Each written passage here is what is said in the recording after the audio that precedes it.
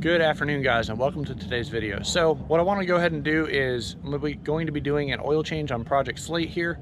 Has not had a change since I've owned it, and the previous guy that I traded the Avalanche for, he said he didn't drive it much. He also said he didn't change the oil, so I don't know how many miles are on this thing, and I figure it's a good idea to go ahead and knock it out. So I'm going to go ahead and flip you guys around. But before I do that, I also wanted to talk to you guys about kind of the future, I guess, goals. I finally have a build plan and kind of an end goal I want to reach with this truck. So I definitely want to go over that with you guys as well. So what I'm going to go ahead and do real quick is knock out this oil change. Pretty simple stuff, nothing crazy. There's a few little quirks about it I kind of want to point out on the second gen that I was not aware of. And then we'll go ahead and get into it. So that is the plan, guys, and I hope you enjoy this episode. So good old Project Slate here takes 11 quarts of oil, which is a ton, and I bought one extra one just in case we have any leaks or need it. Although in retrospect, 1 quart out of 11 really does not seem like that much. Went ahead with a good old Wix filter. Didn't do the AMSOIL signature because that stuff's expensive. This by itself is already like 80 bucks, and just the heavy duty, so I figure it's good enough. It says it's good for normal change intervals.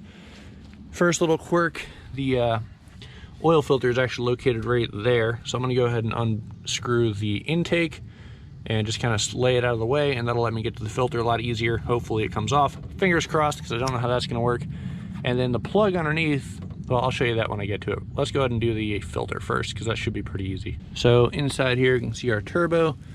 Looks like it's got a little bit of oil or something going on around there, so I'm not going to worry about it for right now. In all honesty, guys, it is what it is, but it may need a rebuild eventually.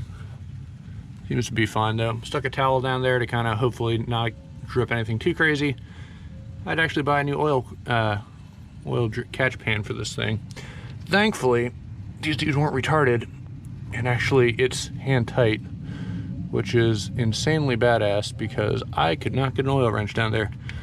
So, actually I didn't think this through all the way. I need to figure out a place to put this dang thing. Hold up. All right, basically I need to pull this out and then be able to dump it somewhere, so hopefully this doesn't end terribly, but I feel like it's going to.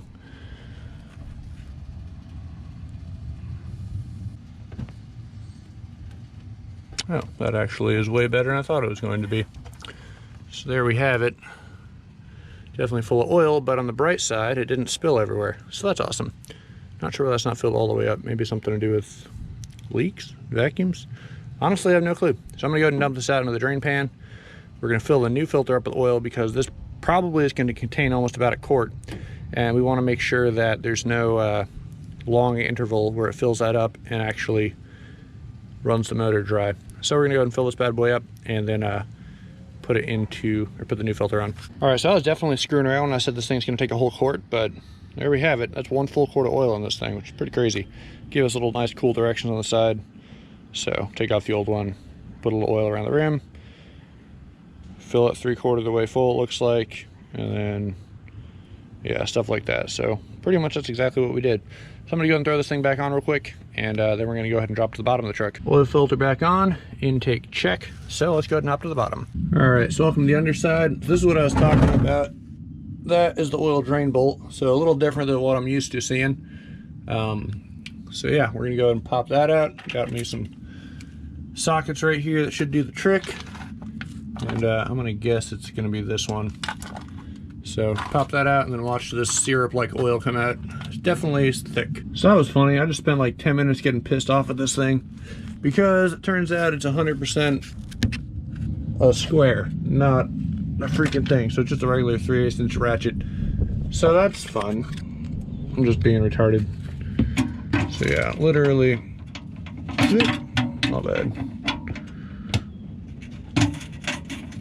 Like so, and then we just crank it loose like that. So yep, all right, that makes life way easier. I'll say this, Dodge definitely wanted to make sure that there's absolutely no way that you could get this oil plug out without covering your tools in oil. On the bright side, just a little self-lubrication, shouldn't cause any problems, but come on boys, really? Best Mopar got for 2002, I guess. Whatever, maybe that doesn't come all the way out, who knows. I'm gonna go and let her drain all the way out, and then should be good. All right, so while we're letting the old girl drain out here, pretty much I wanted to go over my end goals with the truck, right? So I was kind of So I was kind of all over the place when I first got this thing. I wasn't sure where I wanted to go. My immediate reaction was lift it up, wheels and tires, you know, 35s. And there are some really badass looking dualies out there that have that. However, as I was quickly reminded by a bunch of fellow people that also are car enthusiasts, it's 2-wheel drive. So honestly, one, a lift really isn't going to help anything. It's not going to be going off road ever. And if it does, like, yeah, pretty much ever. So we're just going to kind of walk around and everything. And obviously the truck's in pretty rough shape. Body work's pretty bad. There's no rust on it for the most part, but like, I mean, the bed's pretty gross. That's what's left of my old dash, by the way. That's how much there was, very much. And I mean, we have some like cracks in the fiberglass, cracks there. So all in all, like, she's not doing so hot in the body department anyway.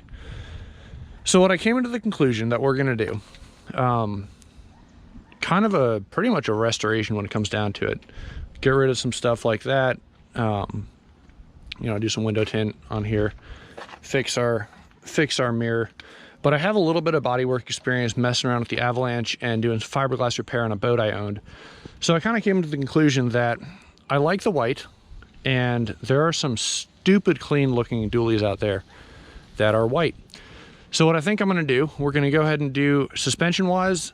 So this is outside of maintenance. Obviously right now we're knocking out maintenance. I have a whole bunch more maintenance stuff I need to get done on this. But what we're going to go ahead and do is level it. So we're not going any higher than what it is. Stock 4-wheel drive trucks are higher, both rear and front, than this is stock. However, I want to bring the front up to where the rear is. As you can see, it's kind of dropped a lot in the front area. And then after that, we're going to do 2018 and up wheels and tires. So these are a 16, those are a 17, and I want to go for, they're called Alcoa, I believe. I'll put a spelling up there. I do not know how to say that properly, but they're pretty much your standard trucker looking wheel. They're a 17-inch wheel, pretty much same overall diameter tire when it comes down to it. They're going to have, so they're a chromed wheel, or polished aluminum rather. Got a little bunch of circles and everything else around them. I think they look great, so I'll throw up a picture of those as well. So we're going to go that route for wheels and tires and suspension wise. Other than that, it's going to stay the same. After that, I think what I'm going to be doing is we're going to go for a paint match look. So the mirrors on here are manual and that one's cracked, so I'm going to be getting new mirrors. I found out the doors actually have the wire harness run for power mirrors. I don't know why they aren't just power from the factory, but whatever, that's beside the point. So we're going to do paint match mirrors. This is all going to be done by myself, by the way. I'm not, you know, sending this stuff out to get done. We're going to do paint match bumper, leave the chrome, but paint match all the plastics. I'm undecided on what to do with this thing right here, the grill guard. I like it. However, I don't know if I want to paint match it white or if I want to leave it, repaint it black. I'm actually really curious what you guys would think, how this would look. But beside the point, the rest of the front end, to give you guys a painted picture, we're going to do updated headlights, updated taillights, obviously. We're going to go ahead and go for LED cab lights, LED marker lights around the sides. Going to do some body work on all these little dents and crap. All this stuff's going to be fun to learn how to do. Pretty much, long story short, you bang these in with a ball peen a little bit, throw a little body filler, possibly some fiberglass Bondo over top of that, sand it down. Well, we'll learn how to do that together. Same thing, it's going to be getting a paint job. I'm going to be doing white, probably same deal I did on the Avalanche. I did a spray paint job with that, and it actually came out really good. So I'm going to do the same thing. If I can find a better way to do it between now and whenever that happens, I'll do it the other way. But pretty much it's going to be gloss, so that'll let me buff it out and make it even better quality than what I did on the Avalanche. That one was a matte paint job, and the problem with that was it tire sharp really bad. So this way I'll be able to kind of lay a thicker coat of clear on there and then be able to sand and buff it and make it look really clean. So mirrors, redo the white. What else? Grill, I don't mind the stock looking grill. However, this one's in really bad shape. The chrome's, I mean, the chrome's pretty much shot, or whatever this plating was. It just looks crappy altogether. So I'm going to go with the darker headlight, and then I think we're going to do a black, either honeycomb or something else. I'm undecided on exactly what grill I want to go for yet. Definitely black. They have some that look really cool that have a LED that comes down in this corner and then shoots all the way down to about here. Same thing on the other side. I think that with an LED daytime running light that's straight across the bottom would actually look pretty sweet on the front end of this thing. So that's kind of the visual aspect we're going to go for here. It's going to be a very clean tow rig. That's pretty much what we're going for. Interior wise, I want this thing to ride nicely, but interior wise, full on restoration is going down, as you can see. If you haven't checked out the previous episodes, go ahead and check them out. But next up on the, so once this is all done, this is going to be back together and looks pretty much close to mint. Carpets need to get cleaned, obviously. Seats are brand new, they're going in there soon. Got to do the headliner, so that's probably next on the chopping block for interior stuff. And then after that, I mean, it'll be good enough. I'm going to definitely knock out some smaller stuff here and there, but I really think this truck has some solid potential to look great. We're going to do a bed liner in here, so we're going to, you know, sand out all the little rusty spots that are starting to form. Bed line this whole thing so that'll look clean. Probably take the bed liner out to either this line or this line. I'm thinking this top line, and just kind of have it black going across here. Get rid of this crap bed line, and yeah, that's pretty much the plan for the dually, guys. So all in all, I'm very curious to see what you guys think and where you would take this project if it was yours. I'm all open for suggestions and stuff you might want to see done to this truck. Power wise, it does have a tuner on it. It has a 4-inch turbo back exhaust.